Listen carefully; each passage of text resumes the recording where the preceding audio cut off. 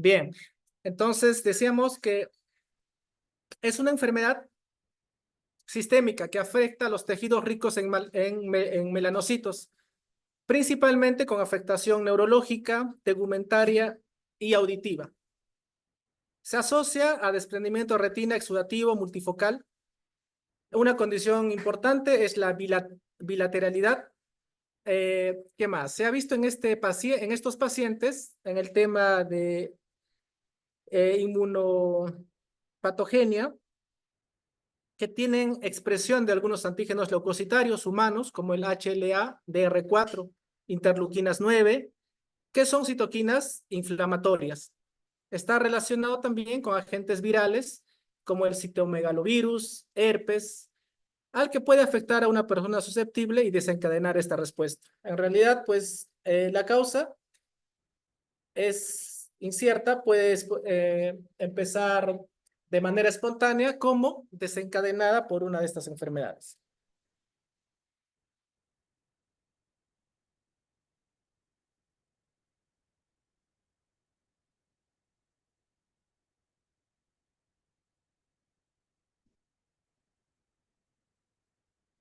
Bien. En la parte de la fisiopatogenia, vamos a dividirla en las tres fases principales, la fase uveítica, la fase crónica y la fase de convalescencia. En la fase uveítica, pues la pregunta del examen, ¿no? Que principalmente va a haber un aumento del linfocito CD4. Esta es la principal característica. Hay una alteración, pues una relación alterada de las células CD4 respecto a la CD8, 3:1. Y como les indicaba, pues aún se ignora si este síndrome ocurre de manera espontánea u ocurre pues disparado por un factor exógeno. ¿Qué pasa en la fase crónica? En la fase crónica, pues los melanocitos tienden ya a desaparecer de la coroides. Se encuentran acumulaciones focales de linfocitos, macrófagos cargados de pigmento y proliferación del epitelio pigmentario de la retina. En la fase de convalescencia ya se encuentra un infiltrado inflamatorio no granulomatoso de linfocitos y macrófagos, proliferación del epitelio pigmentario de la retina y gliosis, que es lo que pues llamamos el fondo en atardecer, que lo vamos a ir desmenuzando en el curso clínico, en los signos que vamos a hallar en el curso clínico. El diagnóstico diferencial, pues además está decir, la primera diapositiva pues lo enmarqué en una serie de grupos de patologías que es importante, pues son un montón, la sífilis, la oftalmia simpática, hasta pues los síndromes de fusión uveal. De acuerdo al grupo que lo enmarquemos, ¿no? Si son uveitis posteriores con afectación corioretinal, si son uveitis con infiltración de celularidad vítrea, o si son uveitis que causarían, digamos, desprendimiento de retina serosos. Bien, las fases de la enfermedad BKH. Principalmente son 4 fases: la fase prodrómica, la fase uveítica, la fase crónica o convaleciente y la fase recurrente. En relación a la fase prodrómica, el cuadro es bien parecido a una infección viral, con cefalea, fiebre, puede durar 3 a 4 días, hasta 5 días, y las manifestaciones principales son pues cefalea intensa, acúfenos, vértigo, meningismo, y se menciona que en esta fase es característica, si haríamos un examen, pues la pleocitosis en líquido cefalorraquídeo, en la fase prodrómica. La fase uveítica. ¿Cómo empieza? El 30% de los casos inicia de forma unilateral. Con el transcurso de los días, esta se vuelve bilateral, afecta al otro ojo. Recuerden que una condición importante de BKH es la bilateralidad. Entonces, en la fase uveítica, el segmento anterior, podríamos observar ya opacidades de la córnea, celularidad en cámara anterior, presencia de pigmento. Pues la forma de presentación es una uveitis anterior de tipo granulomatoso, con precipitados retroqueráticos, medianos, gruesos y nódulos iridianos. ¿Cuál es la característica importante? En esta fase, pues, hay infiltración de células inflamatorias dentro de la coroides, por eso es que aumenta el grosor de la coroides. Bien, esa es cómo se evidencia clínicamente. Una inflamación coroidea multifocal con edema del disco óptico. Entonces, hay compromiso del polo posterior y compromiso del segmento anterior. Se afecta en el polo posterior, pues coroides, coriocapilaris, epitelio pigmentario de la retina, alterándose la barrera hematorretiniana. Entonces, deja pasar líquido al espacio subretiniano y esta es la característica del desprendimiento de retina seroso, que forma como una bula que a veces permite visualizar el disco óptico y a veces no, pues debido a la extensión del desprendimiento. Entonces nos encontramos con una panuveitis bilateral asociada a desprendimiento seroso de retina. En esta imagen vemos pliegues en mácula, que es una de las características importantes, que se puede ver no necesariamente un desprendimiento buloso. Vemos también edema del disco óptico, que es una característica principal. Vemos en esta fase acumulación de células linfocíticas a nivel del espacio sub-FPR. Estos se llaman los nódulos de Dahlen-Fook.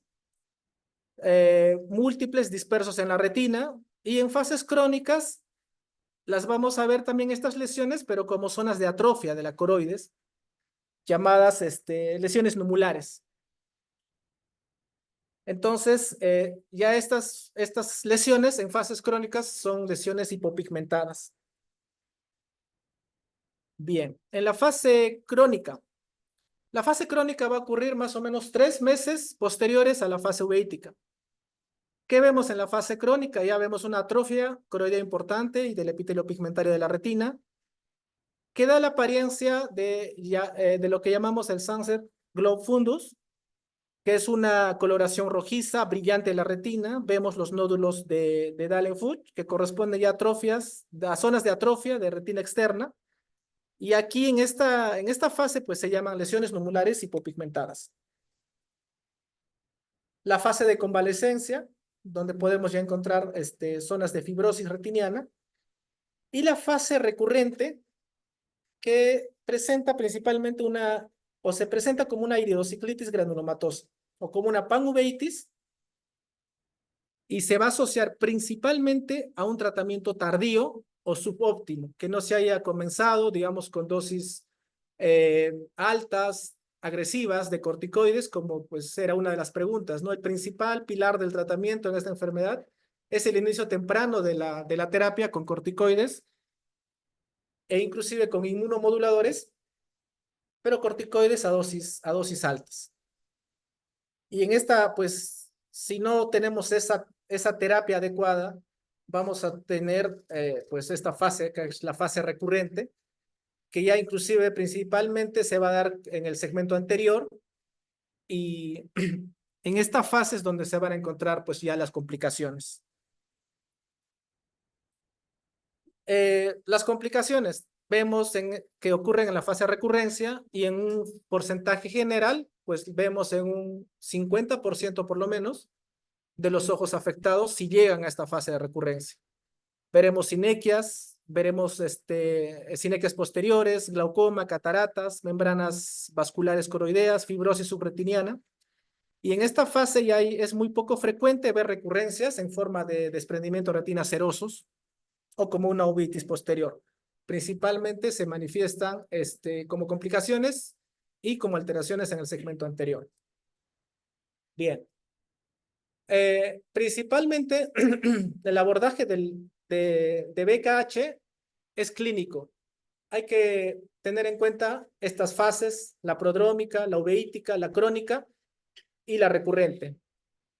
Y bueno, nos ayudamos con exámenes como la fluorangiografía, como la tomografía.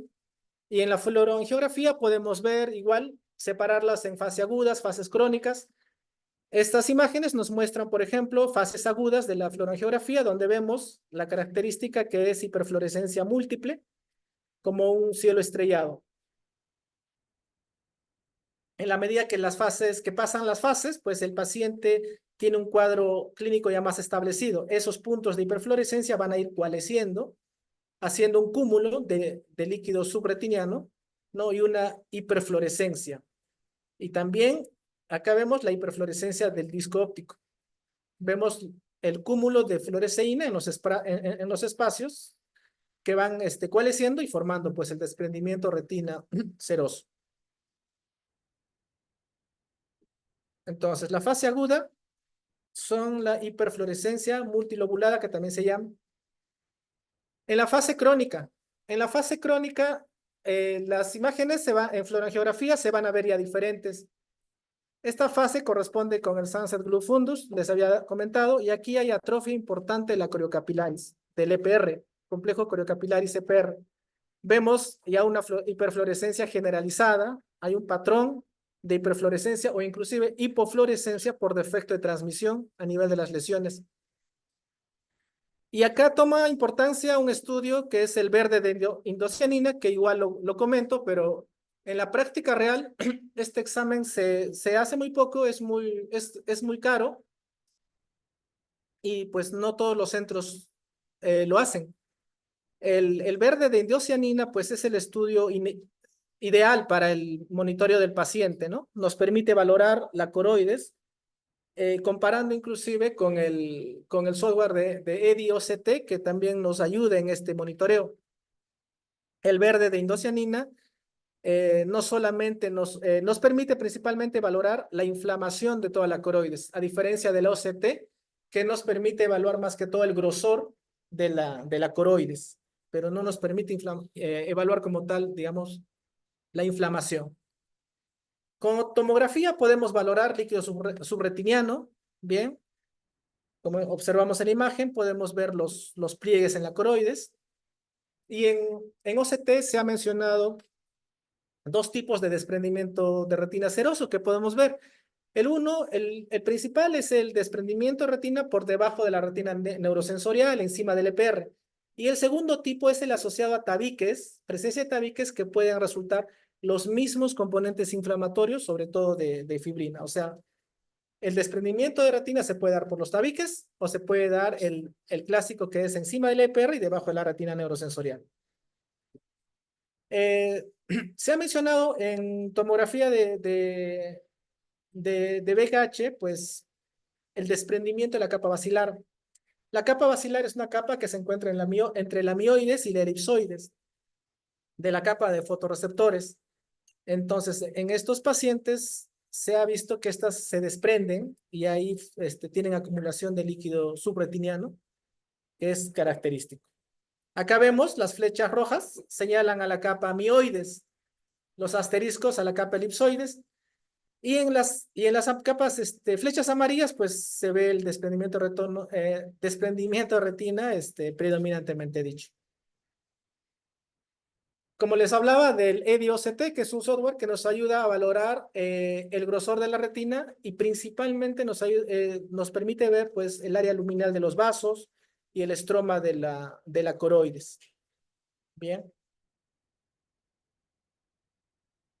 Acá vemos el área de grosor aumentado de la coroides que se presenta en esta patología. También nos ayuda la ecografía. La ecografía también valora grosor retinocoroideo, nos evalúa un desprendimiento de retina seroso, nos muestra celularidad en cavidad vítrea y excluye otros diagnósticos. Acá vemos engrosamiento coroideo posterior, desprendimiento de retina y engrosamiento también de la esclera. Bien, entonces, una vez repasado fluorangiografía, OCT, ecografía, pasamos a los criterios diagnósticos. Hay dos clasificaciones, una principalmente del 2001 y una más actual, que es del 2021, que es una actualización. Vamos a desglosar las dos. Este es importante porque nos muestra 5 criterios. El número 1 es que el paciente no tenga historia de trauma ocular penetrante o cirugía ocular previa. El número 2, es que no haya evidencia clínica o laboratorial de una enfermedad inflamatoria distinta. El 3, ya vemos aquí el compromiso bilateral, donde se van a mencionar aspectos tanto de enfermedad de etapa temprana y de etapa tardía. Entonces, en el número 3, pues las manifestaciones tempranas. Las principales manifestaciones tempranas hemos dicho que hay una acumulación de células linfocitarias en la coroides. Entonces vamos a ver una coroiditis difusa que se va a manifestar como un fluido subretinal en áreas focalizadas, ¿no? O un desprendimiento de retina seroso.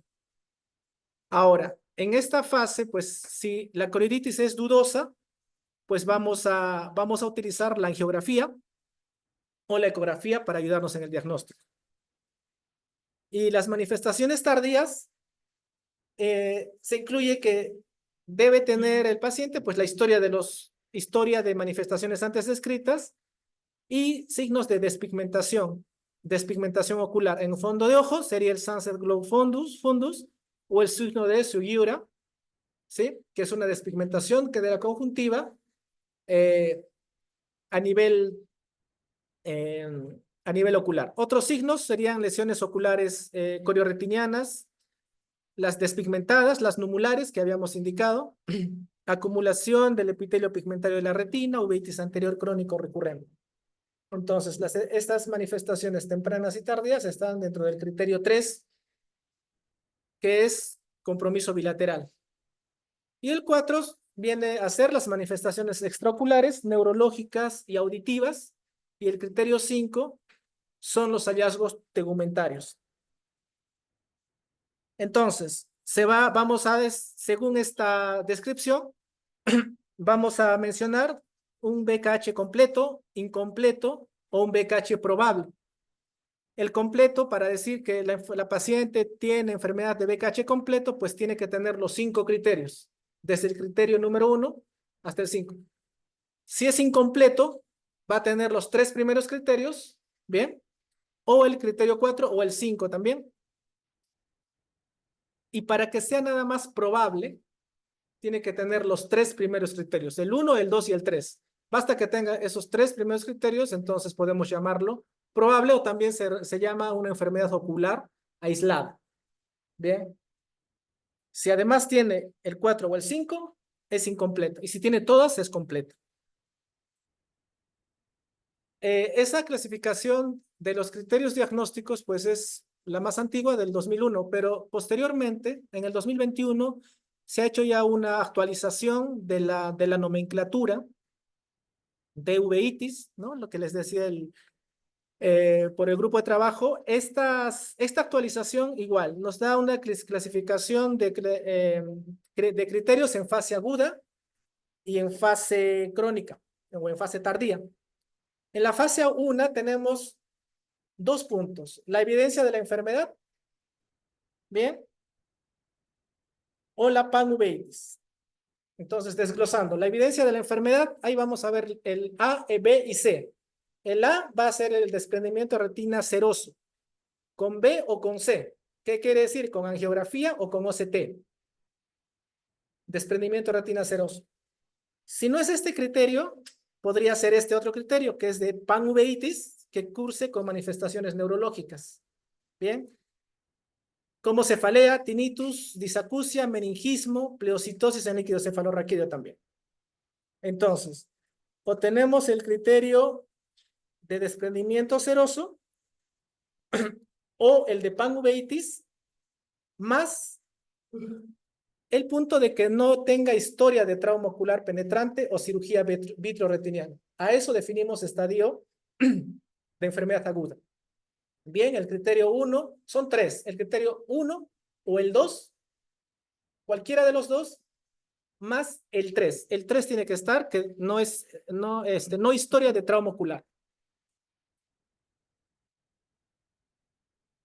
Y lo mismo, algo parecido en criterios de manifestación de fase tardía. Criterios 1, 2 y 3. El 1 es el paciente con enfermedad en estadio temprano. Ese criterio tiene que estar primero. Más el 2 o el 3. ¿Cuál es el 2? El Sunset Glow fundus o el 3, que es la uveitis más manifestaciones extraoculares tegumentarias como el vitíligo, poliosis y alopecia. Entonces, en fase tardía, no olvidar, son 3 criterios. El 1 entra junto con el 2 o con el 3. Si tenemos esto, pues tenemos la clasificación de fase tardía. Esta es la actualización, pues, que hay que recordar, tanto en etapa temprana como en etapa tardía, ¿no? En ambas etapas son 3 criterios. En la primera es el 1 o el 2, sí o sí más el 3, y en la fase tardía, pues el primer criterio tiene que entrar, más el Sunset Glow Fundus o la uveitis. Principios generales de tratamiento. En relación al tratamiento, primero los principios generales, pues iniciar con dosis altas de corticoides, más inmunomoduladores, como terapia de primera línea. Eso es importante.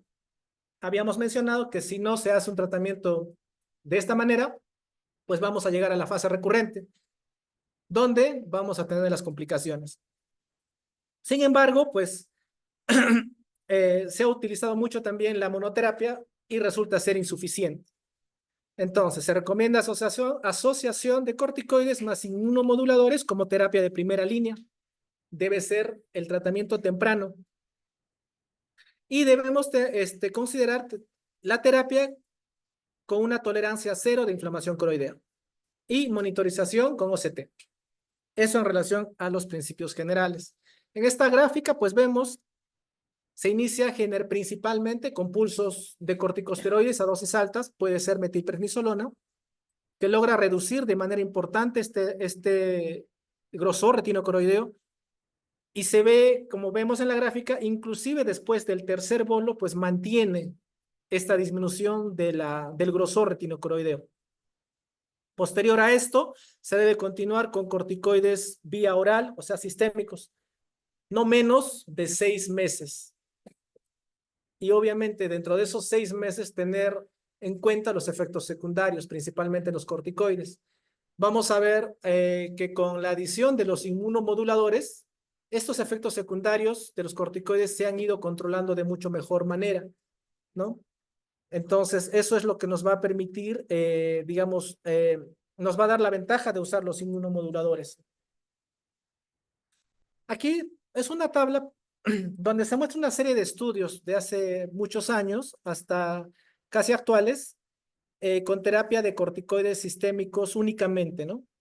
Entonces, analizando en forma general, global, se ve que solamente utilizando como monoterapia los corticoides, pues llegan estos estos pacientes llegan a un porcentaje de fase crónica, en un porcentaje alto, llegan a un 44%, llegan a un Sunset Glow Fundus, ¿no? O sea, es un porcentaje alto que llegan en esta fase.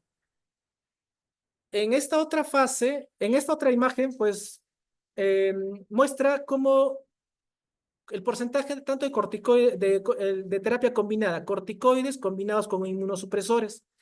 Y vemos que el porcentaje de pacientes que llegan a la fase crónica es de un 2.3%, ¿eh? Distinto a un 44% que mencionábamos en la gráfica anterior. Perdón, el 44, en la gráfica anterior, el 44% llegaba a Sunset Glow Fundus, ¿no? Los que llegaban a fase crónica era un 60% por lo menos, pero en tratamiento combinado es mucho menos, ¿no? 2.3%. Entonces, esta terapia combinada es la que se considera como primera línea. Recordar, corticoides más inmunomoduladores. Y en estas tablas se ve cómo la terapia inmunomoduladora combinada pues, con corticoides versus la terapia con solo corticoides tiene buenos resultados en agudeza visual del paciente. Bien, en esta tabla podemos ver todas las posibles o posibilidades terapéuticas que se pueden ofrecer a este tipo de pacientes. Se pueden ver se pueden ver que en realidad que ningún antimetabolito pues ha demostrado en realidad una función de potencia de poder ahorrar entre comillas corticoides. Entonces hay muchas posibilidades. La idea es que se utilice en forma combinada y poder dejar en un momento oportuno pues los corticoides antes de que empiecen a producir más complicaciones. En este estudio se hace la comparación de 3 antimetabolitos, que son el micofenolato, la satioprina y el metotrexate. Comparando estos 3, pues se encuentra que el micofenolato tenía la mediana de éxito de tratamiento mucho más rápido en comparación con el metotrexate, ¿no? Que tardaba mucho más. En el micofenolato, pues son 4 meses. En cambio, el metotrexate son más de 6 meses que podemos considerar una mediana de éxito. Y en relación a la potencia ahorradora de corticoides también, resultaba un poco mejor que los otros 2 antimetabolitos. Bien. Ya para terminar, hablamos de tratamiento en fase de recurrencia. Ya es mucho más complicado. Ya tendríamos que hacer un ajuste de la terapia sistémica. Se habla de implantes intravítreos de corticoides como la dexametasona, que te mejoran el grosor coroideo, por consiguiente la agudeza visual. Entonces, en esta fase ya vemos pues en qué momento inclusive suspender terapia inmunomoduladora. Si a 3 meses no tenemos buenos resultados con una terapia combinada, es posible pues cambiar el inmunomodulador, bien, o sea, rotarlo. ¿Y cuándo se debe suspender un inmunosupresor? Después de por lo menos 2 años de inactividad del cuadro inflamatorio. Que tengamos 2 años de una inactividad de este cuadro inflamatorio, podríamos tener la seguridad de suspender el tratamiento inmunosupresor. Bien. Eso es toda la presentación. Muchas gracias.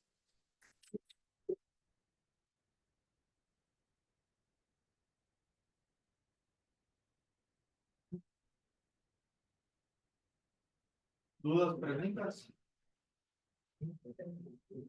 El mundo es muy largo, la verdad es que los procesos son rarísimos.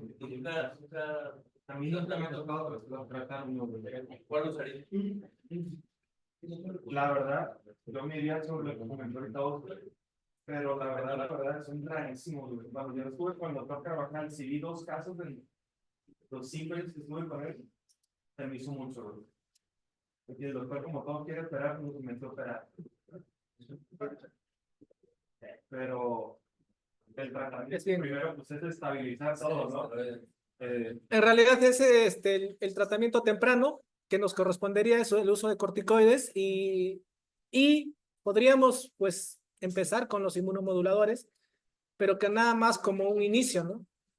Para darle un tratamiento oportuno, porque un tratamiento oportuno sí nos va a disminuir grosor coroideo, nos va a disminuir inflamación coroidea y por consiguiente, ¿qué es lo que estudian los artículos o qué hacen los estudios? ¿Qué nos permite ese tratamiento? Evitar que lleguemos a la fase de recurrencia, que ahí tenemos todas las complicaciones. Tenemos catarata, tenemos glaucoma. Habíamos dicho que inclusive desde la fase aguda, tanta es la inflamación que puede haber un edema del cuerpo ciliar, puede producir un cierre de ángulo, puede producir un glaucoma, hipertensión ocular, desde la fase aguda. Entonces, en toda esta fase uveítica, pues nos va a ayudar mucho el tratamiento inicial, porque recuerden que la fase prodrómica es rápida, solo son 3 días a 5 días máximo.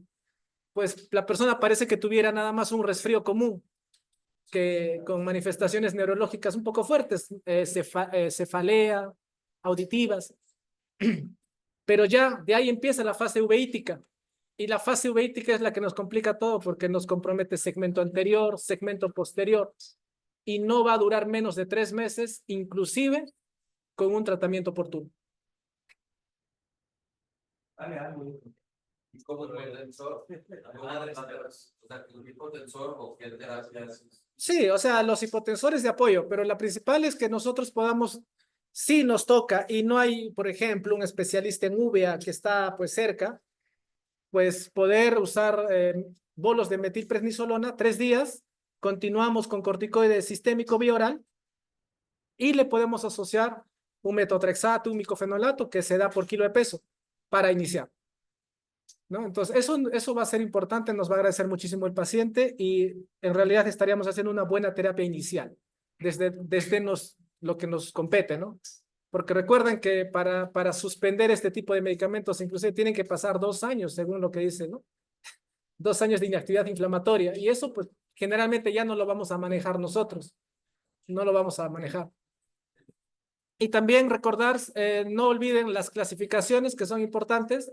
Si bien es cierto, la primera clasificación es un poquito más simple, la segunda también va por ahí. Nada más hay que, hay que tener en cuenta la fase temprana, la fase tardía, pues ya que es la última clasificación que se está utilizando. Y pues la última recomendación, principalmente el BKH lo vamos a diagnosticar por clínica. Por clínica. Y los exámenes que tanto pues se comenta de la fluorogeografía, tomografía, ecografía, si no los tenemos todos, mínimo vamos a tener una ecografía que nos va a ayudar mucho en el diagnóstico, pero principalmente es ver el fondo de ojo, ver segmento anterior, hacer preguntas adecuadas, Características del paciente. características del paciente. Recuerden que en el criterio muy importante, el criterio en criterios de estadificación, el antiguo y el reciente, es la historia de no trauma ocular penetrante o enfermedad ocular, o sea, o otra diferente, ¿no? Eso es importante. De todo le preguntamos muchas veces y no sabemos qué es lo que ha pasado un tiempo atrás y a que ese punto es importante para diagnosticarlo. Sí. Ajá. Ya lo dijo ahorita. Sí, por un cierre angular, por un edema de cuerpo cerebral. Hay un edema de cuerpo cerebral.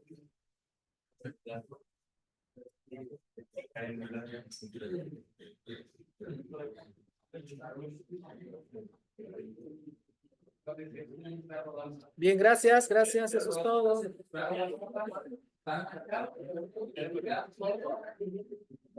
¿Ya? Bien, gracias. ¿Dónde estaba cuando vimos unos de Picno con Ronald? Ve, a ver, recuérdame. Que había sido postoperado de pago, que tenía vitiligo. Sí, Que veía resultados retroauriculares y retrogeráticos, que traían oculares. Ya los traían oculares. ¿Te acuerdas? ¿O no lo viste? Creo que no lo vi. Sí, Bueno, pero tenían también un TR exudativo y te lo presentamos al doctor para ver qué le daban. Y Ronald quería ya, ¿sí se puede? ¿A qué? Ya, que ¿Para el bloqueo? No quiere poner primero. Pero causar inflamación también. sí, o sea, no sé qué, por eso pregunté lo del. Pero por el estaba bloqueado. Es que no me acuerdo bien si estaba bloqueado. Estaba bloqueado. Si estaba bloqueado, pues sí. Si no te va a bajar la presión. Pues. Pero te lo presentamos al doctor por el DR exudativo. Entonces no estaba bloqueado. Sí lo veía. Entonces no estaba bloqueado. La cosa es que ya estaba postoperado de facto. Pero el vitiligo lo había presentado antes. Sí, si no estaba bloqueado, ¿para qué le causa más inflamación? Pero ya estaba intenso. No estaba bloqueado. No, por eso, o sea, ¿con puro medicamento o estaba bien el Jack? Si no estaba bloqueado, no le da. Pero si está bloqueado, pero también, y el esteroide. Sí, sí, me acuerdo.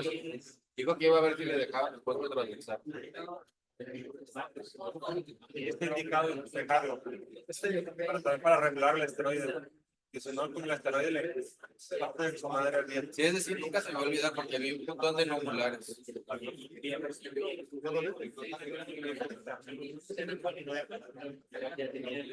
Voy a agregar. Ya se conectó. ¿Qué vas a hacer?